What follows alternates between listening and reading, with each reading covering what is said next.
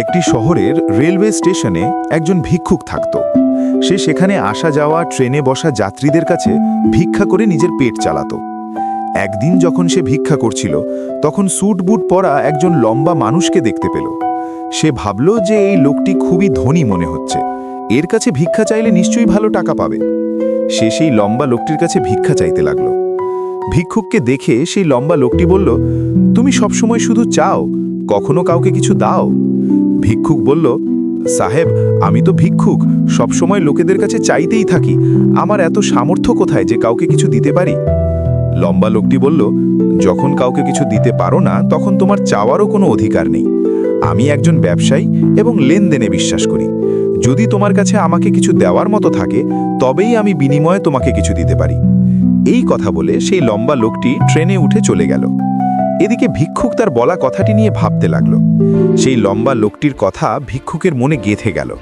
সে ভাবতে লাগলো যে হয়তো ভিক্ষায় বেশি টাকা এই কারণেই পাই না, কারণ আমি বিনিময়ে কাউকে কিছু দিতে পারি না। কিন্তু আমি তো ভিক্ষুক, কাউকে কিছু দেওয়ার মতোও নই। কিন্তু কতদিন আমি লোকেদের কাছে কিছু না দিয়ে শুধু চেয়েই যাব? অনেক চিন্তা করার পর সেই ভিক্ষুক সিদ্ধান্ত নিল যে যেই তাকে ভিক্ষা দেবে, তার বিনিময়ে সেও সেই লোকটিকে অবশ্যই কিছু দেবে। কিন্তু এখন তার মাথায় এই প্রশ্ন ঘুরছিল যে সে নিজে ভিক্ষুক, তাহলে ভিক্ষার বিনিময়ে সে অন্যদের কি দিতে পারে? এই কথা ভাবতে ভাবতে দুদিন কেটে গেল, কিন্তু তার প্রশ্নের কোনো উত্তর পাওয়া গেল না। তৃতীয় দিন যখন সে স্টেশনের কাছে বসেছিল, তখন তার চোখ কিছু ফুলের ওপর পড়ল, যা স্টেশনের আশেপাশের গাছে ফুটেছিল। সে ভাবল, কেননা আমি লোকেদের ভিক্ষার বিনিময়ে কিছু ফুল দিই? তার এই ভাবনা ভালো লাগলো এবং সে সেখান থেকে কিছু ফুল তুলে নিল। এখন সে ট্রেনে ভিক্ষা চাইতে পৌঁছালো। এখন যখনই কেউ তাকে ভিক্ষা দিত, তার বিনিময়ে সে ভিক্ষা দেওয়া লোকটিকে কিছু ফুল দিয়ে দিত। সেই ফুলগুলো লোকেরা খুশি হয়ে নিজেদের কাছে রেখে নিত। এখন ভিক্ষুক রোজ ফুল তুলত এবং ভিক্ষার বিনিময়ে সেই ফুলগুলো লোকেদের মধ্যে বিতরণ করত। কয়েকদিনের মধ্যেই সে অনুভব করল যে এখন তাকে অনেক বেশি লোক ভিক্ষা দিচ্ছে। সে স্টেশনের কাছের সব ফুল তুলে আনত। যতক্ষণ তার কাছে ফুল থাকত, ততক্ষণ তাকে অনেক লোক ভিক্ষা দিত।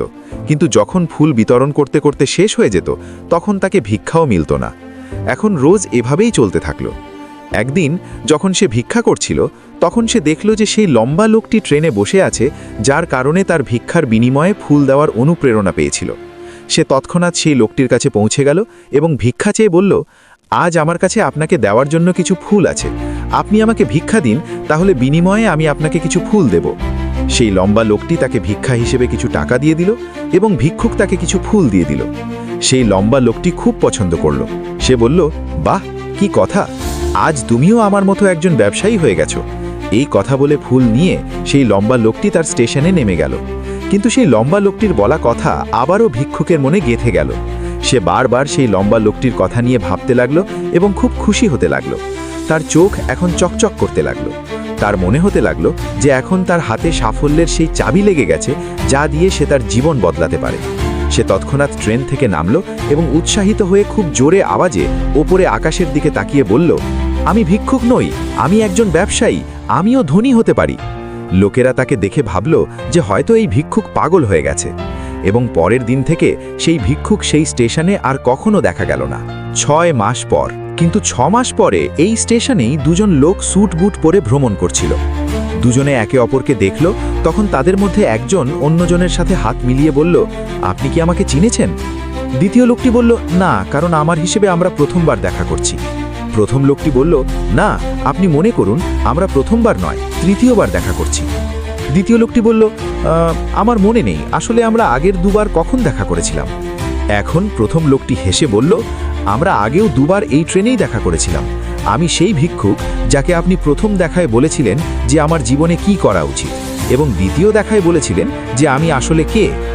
দ্বিতীয় লোকটি হেসে এবং অবাক হয়ে বলল, ও, মনে পড়েছে, তুমি সেই ভিক্ষুক যাকে আমি একবার ভিক্ষা দিতে মানা করেছিলাম এবং দ্বিতীয়বার আমি তোমার কাছে কিছু ফুল কিনেছিলাম।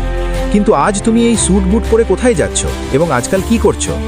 তখন প্রথম লোকটি বলল, হ্যাঁ, আমি সেই ভিক্ষুক, কিন্তু আজ আমি ফুলের একজন বড় ব্যবসায়ী এবং এই ব্যবসার কাজেই অন্য শহরে যাচ্ছি। কিছুক্ষণ থেমে সে আবার বলল, আপনি আমাকে প্রথম দেখায় প্রকৃতির সেই নিয়ম বলেছিলেন, যা অনুযায়ী আমরা তখনই কিছু পাই যখন আমরা কিছু দিই। লেনদেনের এই নিয়ম সত্যিই কাজ করে। আমি এটা খুব ভালোভাবে অনুভব করেছি, কিন্তু আমি নিজেকে সবসময় ভিক্ষুকই মনে করতাম। এর ওপরে উঠে আমি কখনো ভাবিনি।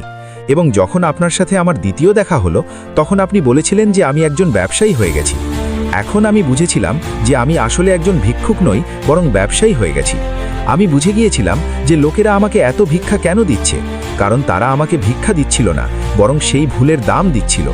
সবাই আমার ফুল কিনছিল, কারণ এর থেকে সস্তা ফুল তারা কোথায় পেত। আমি লোকেদের চোখে একজন ছোট ব্যবসায়ী ছিলাম, কিন্তু আমি নিজের চোখে একজন ভিক্ষুকই ছিলাম। আপনার বলার পর আমি বুঝলাম যে আমি একজন ছোট ব্যবসায়ী। ট্রেনে ফুল বিতরণ করে যে টাকা জমা করেছিলাম, তা দিয়ে অনেক ফুল কিনলাম এবং ফুলের ব্যবসায়ী হয়ে গেলাম। এখানকার লোকেরা ফুল খুব পছন্দ করে এবং তাদের এই পছন্দই আমাকে আজ ফুলের একজন বড় ব্যবসায়ী বানিয়ে দিয়েছে। দুজন ব্যবসায়ী এখন খুশি ছিল এবং স্টেশন আসার পর একসাথে নামলো এবং নিজেদের ব্যবসার কথা বলতে বলতে এগিয়ে গেল। এই গল্প আমাদের বলে যে আমরা যদি নিজেদের চিন্তাভাবনা বদলাই, তাহলে যে কোনো কিছু অর্জন করা সম্ভব।